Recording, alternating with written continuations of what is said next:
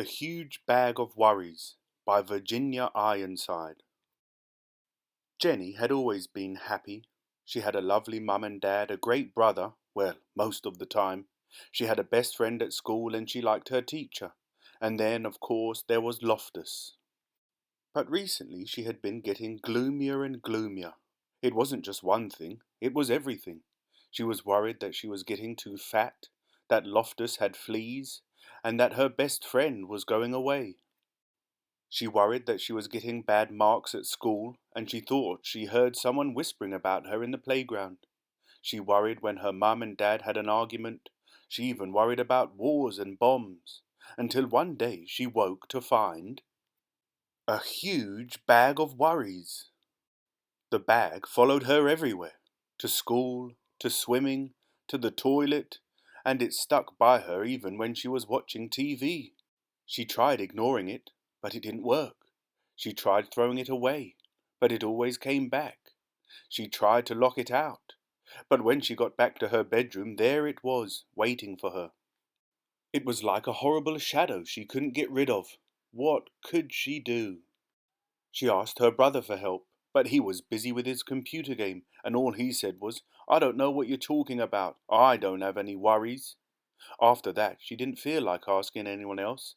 She knew she'd only feel stupid.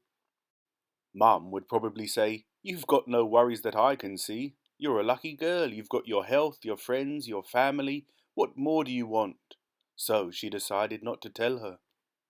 Dad might know what to do, but then she thought again. No, Dad had enough worries of his own. She couldn't ask him. Every day things got worse. The bag got bigger and bigger and bigger. She couldn't sleep because it kept tossing and turning beside her all night.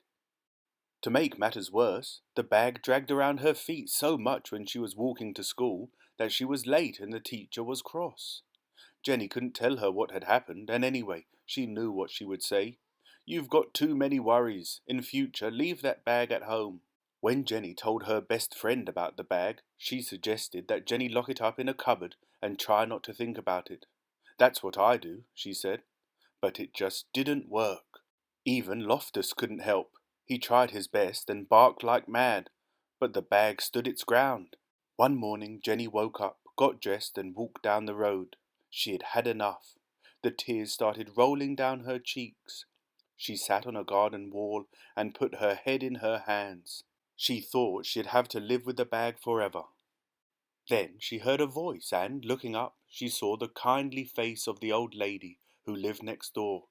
"Goodness," said the old lady, "what on earth is that huge bag of worries?"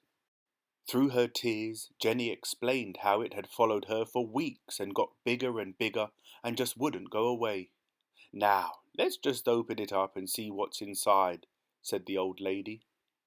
But Jenny said she couldn't. If she opened the bag, the worries might jump out, and who knew what might happen?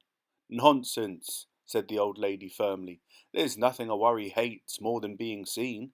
If you have any worries, however small, the secret is to let them out slowly, one by one, and show them to someone else.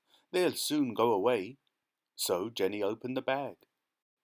The old lady sorted the worries into groups. Jenny was astonished to see how small they looked when they were out in the open. Half the worries disappeared because lots of worries just hate the light of day. As for the rest, the old lady put some in her shopping basket to deal with herself.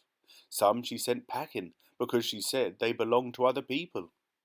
Some she just blew a kiss to, and some she said were worries that everyone had, even Jenny's family, her friends and her teacher. And as for the bag, the end.